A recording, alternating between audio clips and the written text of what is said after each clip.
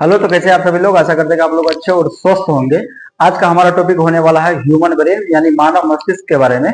हम मानव मस्तिष्क के बारे में पूरे डिटेल्स में पढ़ेंगे। इसमें कि सर मानव मस्तिष्क के कितने पार्ट्स होते हैं, कौन कौन से भाग कौन से कार्य करते हैं, इन सभी के बारे में आज हम लोग विशेष रूप से चर्चा करने वाले हैं। तो थोड़ा सा मस्तिष्क के बारे में हम लोग कुछ पॉइंट है उसको याद रखना क्या है जरूरी है एग्जाम के पॉइंट ऑफ व्यू से। तो आपको पता है कि सर मानव मस्तिष्क क्या है, एक कोमल अंग है। कैसा अंग है? कोमल अंग है, बहुत एकदम सॉफ्ट अंग होता है मानव मस्तिष्क, ठीक ना।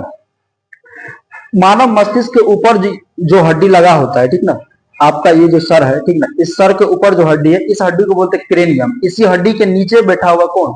मानव मस्तिष्क, ठीक ना। मस्तिष्क इसी के अंदर होता है, क्रेनियम नामक हड्डी के अंदर, ठीक ना। और ये क्या करता है मानव मस्तिष्क? हमारे पूरे शरीर को कंट्रोल करता है, ठीक ना। पूरे शरीर को कंट्रोल करेगा, ठीक ना। शरीर में आपकी जितनी भी क्रियाएं हो रही है, सभी क्रिया को कौन नियंत्रित करता है? तो मानव मस्तिष्क करता है, यानी ब्रेन करता है, ठीक ना। अब ध्यान दीजिएगा, मानव मस्तिष्क के ऊपर एक झिल्ली होती है, जिस झिल्ली को हम लोग बोलते हैं मेनिंजीज। क्या बोलते हैं? मेनिंजीज बोलते हैं, ठीक ना। मानव मस्तिष्क के ऊपर एक झिल्ली होती है, उस झिल्ली को क्या बोलते हैं? मेनिंजीज बोलते हैं, ठीक ना।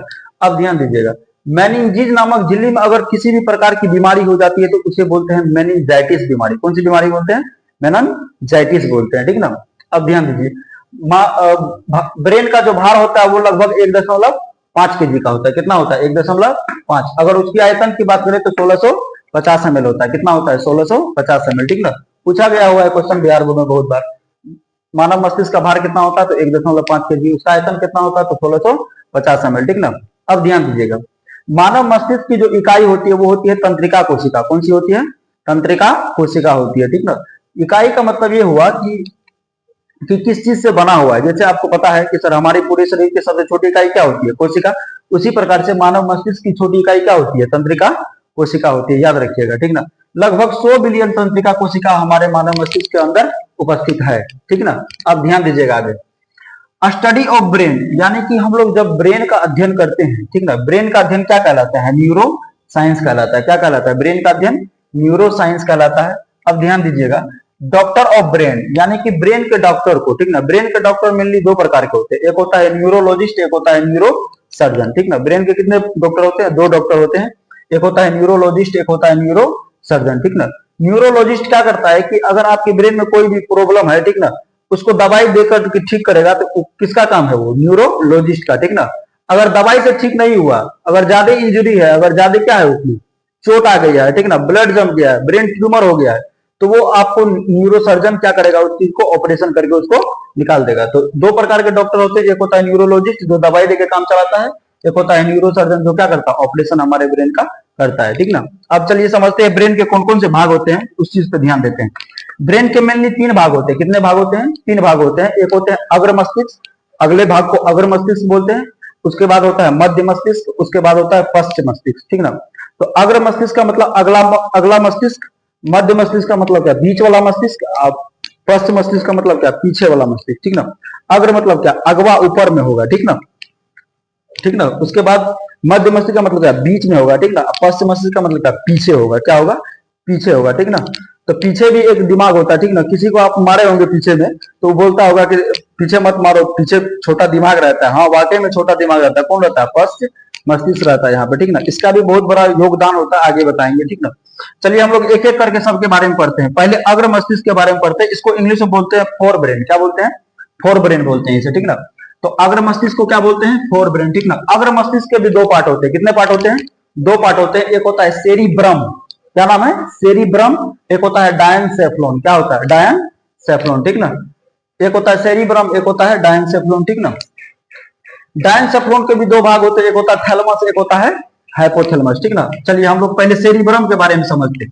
सेरिब्रम क्या करता है? अगर कोई भी व्यक्ति को, किसी व्यक्ति को देखिएगा बहुत बुद्धियार रहता है, बहुत होशियार, बहुत चतुर होता है, ठीक ना। इसका मतलब है कि सर उसका सेरिब्रम क्या है? बहुत बढ़िया काम करता है, ठीक ना। बहुत अच्छा है उसका सेरिब्रम, ठीक ना।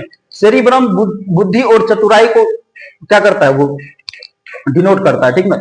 सेरिब्रम में क्या होता है? सेरिब्रम जिसका मजबूत है, इसका मतलब क्या है? उस व्यक्ति के अंदर बुद्धि बहुत ज्यादा है और चतुराई भी बहुत ज्यादा है, ठीक ना। सोचने की शक्ति देता है हमें, ठीक ना। अगर हम किसी भी चीज के बारे में सोच रहे हैं, जैसे मान के चलिए, अच्छा हम सोच रहे हैं कि काश हम भी करोड़पति हो जाते, काश हम भी ये हो जाते, काश हम भी वो हो जाते, काश ये कर लेते तो ये हो जाता, ठीक ना। तो इस टाइप का अगर आप थिंकिंग रखते, कोई भी चीज सोचते हैं, किसी भी चीज के बारे में सोचते हैं, ठीक ना, वो कौन सोच रहा है? सेरिब्रम सोच रहा है, आपका मस्तिष्क का अग्रभाग का कौन सा भाग? सेरिब्रम वाला भाग, ठीक ना। उसके बाद है स्मरण शक्ति, किसी भी चीज को याद करते, जैसे मान के चलिए आप किसी भी व्यक्ति को इससे पहले देखे हैं, फिर बाद में जब उससे मिलते तो लगता है, उसको पूछते हैं कि लगता है आपसे कहीं मिले हैं हम, ठीक ना। तो स्मरण करने की शक्ति अंदर मतलब क्या होता है? सेरिब्रम हमारे अंदर देता है, ठीक ना। उसके बाद घृणा, किसी से दुश्मनी ले लेते हैं तो घृणा होता है, हेट होता है कि अरे फलानमा तो वैसे है, चिलानमा तो वैसे है, ठीक ना। तो घृणा भी कौन कराता है? तो सेरिब्रम कराता है। किसी से प्रेम का आभास कौन कराता है? तो सेरिब्रम कराता है। अगर डर हो रहा है हमको, ठीक ना, जैसे आप लोग रात उत में देखे होंगे ज्यादा नहीं निकलता है व्यक्ति सब, क्योंकि डर होता है। क्यों? क्योंकि सेरिब्रम उसका भय का क्या करता है? महसूस करता है, ठीक ना। आप लोगों को भी डर होता होगा, बिल्कुल होता है, हमको भी होता है, आपको भी होता होगा, ठीक ना। तो भय जो होता है कौन कराता है? इसका एहसास सेरिब्रम कराता है। हर्ष मतलब खुशी का एहसास कौन कराता है? तो सेरिब्रम, ठीक ना। किसी का शादी ब्याह होता है तो देखो दो गाना बजा दिए, एकदम भोजपुरी आजकल तो एकदम ट्रेंडिंग में है, बजा दिए तो सेरिब्रम खुश हो गया, सेरिब्रम खुश हुआ जैसे वो पकड़ के एकदम नाचने लगा, ठीक ना। तो सेरिब्रम क्या कराता है? बुद्धि और चतुराई, उसके बाद सोचने की शक्ति प्रदान करता है, स्मरण शक्ति देता है, घृणा, प्रेम, भय, हर्ष, इन सभी चीजों का आभास कौन कराता है? तो सेरिब्रम कराता है, ठीक ना। अब आगे समझते हैं। अगला है डायनसेफ्लोन, ठीक ना। डायनसेफ्लोन ये मेनली होता है, ये तापमान को क्या करता है? तापमान का आभास कराता है। किसका आभास कराता है? तापमान का। दर्द का भी और रोने का भी आभास कराता है, ठीक ना। दर्द का और रोने का भी आभास कौन कराता है? तो डायनसेफ्लोन। डायनसेफ्लोन मेनली किस चीज का आभास कराता है? तो तापमान का। किसका? तो तापमान का, ठीक ना। दर्द का भी और रोने का भी, ठीक ना। अब ध्यान दीजिएगा, डायनसेफ्लोन अभी बताया आपको सर दो पार्ट में होते हैं सर, एक होता है थैलेमस, एक होता है हाइपोथैलेमस। एक होता है थैलेमस, एक होता है हाइपोथैलेमस, ठीक ना। थैलेमस क्या करता है? यह बाहरी वातावरण के बारे में आभास कराता है। किसके बारे में? बाहरी वातावरण के बारे में, ठीक ना। उसके बाद हाइपोथैलेमस क्या करता है कि ये हमारे शरीर के अंदर के वातावरण की जानकारी देती है। थैलेमस किसकी जानकारी देती है? तो बाहरी वातावरण के बारे में। हाइपोथैलेमस किसकी जानकारी देती है? तो शरीर के अंदर की अंदर के बारे में जानकारी हमें देता है। तो थैलेमस जो होता है ये बाहरी, जैसे मान के चलिए बाहर में अभी गर्मी बहुत ज्यादा पड़ रहा है, तो इस चीज का आभास हमको कौन करा रहा है? थैलेमस करा रहा है, ठीक ना। थैलेमस बोल रहा है पूरे एकदम कि बाबू अब बहुत गर्मी है, पसीना छूट रहा है, ठीक ना। अब ज्यादा गर्मी बाहर का गर्मी कौन मतलब थैलेमस कराता है? हाइपोथैलेमस। उसके बाद थैलेमस बोलेगा रे भाई बहुत गर्मी है, तो हाइपोथैलेमस बोलेगा पूरी शरीर को हाँ हाँ गर्मी है, पसीना निकाल निकाल निकाल, पसीना निकाल, ठीक ना। तो धीरे धीरे क्या करेगा? पसीना निकालना स्टार्ट कर देगा। समझ में आ गया? आइए हम लोग आगे समझते हैं। आपको पता है कि सर ब्रेन तीन पार्ट में बटा होता है, अग्र मस्तिष्क, मध्य मस्तिष्क और पश्च मस्तिष्क में बटा होता है। अग्र मस्तिष्क में सेरिब्रम, डायनसेफ्लोन, डायनसेफ्लोन में सर थैलेमस और हाइपोथैलेमस, इन सभी के बारे में हम लोग पढ़ लिए, अग्र मस्तिष्क के बारे में। अब हम लोग मध्य मस्तिष्क के बारे में पढ़ेंगे। मध्य मस्तिष्क क्या काम करता है कि सर ये हमारी आंखों को नियंत्रित करता है। क्या करता है? ये हमारी आंखों की मांसपेशियों को नियंत्रित करता है, ठीक ना। जैसे मान के चलिए उधर से तेज रोशनी आया, आंख में अब तेज रोशनी जाएगा तो दिक्कत हो जाएगा, तो आंख को इंडिकेट करता है कि बाबू थोड़ा सा आंख को थोड़ा सा सिकुड़ा लो। क्या करता है? तो आंख आप क्या कर लेते हैं? छोटा कर लेते हैं, ठीक ना। उसके बाद जैसे ही मान के चलिए लाइट जाती है तो आप आंख को बड़ा करने लगते हैं, मतलब बड़े बड़े आंख फाड़ फाड़ के देखते हैं, ठीक ना। तो आंख की मांसपेशियों को कौन नियंत्रित करता है? मध्य मस्तिष्क, ठीक ना। मध्य मस्तिष्क इंफॉर्मेशन देता है कि लाइट चली गई है, अब आंख को थोड़ा बड़ा करना है, तो आंख को बड़ा कर लेते हैं। जैसे ही लाइट अचानक से आती है तो आंख को छोटा कर लेते हैं, ठीक ना। चलिए ठीक है। आंख की मांसपेशियों को कौन नियंत्रित करता है? तो मध्य मस्तिष्क करता है। उसके बाद आता है पश्च मस्तिष्क, ठीक ना। हालांकि मध्य मस्तिष्क का कोई भी भाग नहीं होता, मध्य मस्तिष्क में मिड ब्रेन ही रहता है, उसके अलावा कुछ नहीं होता है। उसके बाद पश्च मस्तिष्क। पश्च मस्तिष्क भी दो प्रकार के, पश्च मस्तिष्क भी दो भागों में बटा होता है। एक होता है सेरिबेलम, एक होता है मस्तिष्क स्टेम, ब्रेन स्टेम जिसको बोलते हैं। एक होता है सेरिबेलम, एक होता है ब्रेन स्टेम, ठीक ना। सेरिबेलम क्या करता है? ऐच्छिक गतियों को नियंत्रित करता है। किस गति को? ऐच्छिक गति को, ठीक ना। जैसे आप चलते हैं, आपको कैसे मतलब आपको कैसे पता चलता है कि सब पहले अगले पैर रखेंगे पिछले पैर रखेंगे? तो ये कौन नियंत्रित करता है? सेरिबेलम। सेरिबेलम बोलता है कि पहले राइट वाला पैर आगे करो, उसके बाद पीछे वाला लेफ्ट वाला पैर आगे करो, ठीक ना। चलते समय देखे होंगे आप लोग हाथ ऐसे ऐसे होता है, ठीक ना। तो इसको नियंत्रित कौन करता है? तो सेरिबेलम करता है। आपकी जितनी भी सारे ऐच्छिक गतियां है, ठीक ना, इन सभी गतियों को कौन नियंत्रित करता है?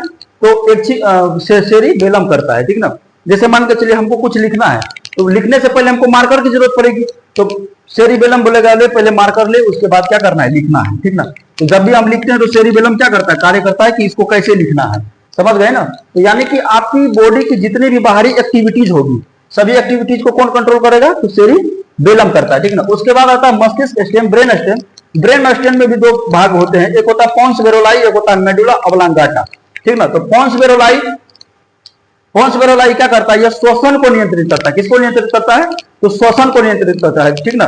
जैसे हम लोग सांस लेना, ठीक ना। अब बताइए, सेरिबेलम ही मान के चले, अगर सेरिब्रम ही अगर सभी कार्य करता, अभी सेरिब्रम ही अगर सभी कार्य करता, तो कंफ्यूज हो जाता है कि कब सोचना है, कब सांस लेना है, कब हृदय की धड़कन को बढ़ाना है, कब हाथ बढ़ाना है, कब टांग फैलाना है, कब इन सभी चीजों को कंट्रोल करने के विशेष पार्ट्स है, देख रहे हैं आप लोग सभी लोग, ठीक ना। तो पोन्स वेरोलाई क्या करता है? श्वसन को नियंत्रित करता है। जैसे आप सोते भी रहते हैं तो आपकी क्या करती है? श्वसन क्रिया चालू रहती है, ठीक ना। सांस लेना आप बंद नहीं करते। तो पोन्स वेरोलाई क्या करता है? आराम से स्थिर से अपना काम करते रहता है। ये 24 घंटा काम करेगा। कितना घंटा? 24 घंटा। ब्रेन स्टेम ही 24 घंटा पूरा एकदम फुल सर्विस देता है ये, ठीक ना। बाद बाकी ये सब तो सुतल रहता है, ये सब रात में जब सोते हैं तो ये भी मध्य मस्तिष्क भी सो जाता है। पश्च मस्तिष्क का सेरिबेलम वाला विभाग क्या होता है? सो जाता है, ठीक ना। अग्र मस्तिष्क भी क्या होता है? सो जाता है, ठीक ना। लेकिन पोन्स वेरोलाई और मेडुला, मस्तिष्क का पोन्स वेरोलाई और मेडुला ये क्या होता है? हमेशा कार्य करते रहता है, ठीक ना। तो श्वसन आप सोते हैं तो क्या इसका मतलब? श्वसन क्रिया बंद थोड़ी हो जाता है। तो पोन्स वेरोलाई क्या करता है? श्वसन क्रिया को नियंत्रित करता है, ठीक ना। उसके बाद मेडुला है। मेडुला क्या करता है? तो हृदय की धड़कन को नियंत्रित करता है, ब्लड प्रेशर को नियंत्रित करता है, ठीक ना। जैसे आपको खांसी आ रहा है तो इसको कौन नियंत्रित करेगा? मेडुला नियंत्रित करेगा। जैसे आपको छींक आ रहा है, क्या आ रहा है? छींक, जुकाम हो गया ज्यादा तो छींक ज्यादा आता है, तो इसको कौन नियंत्रित करता है?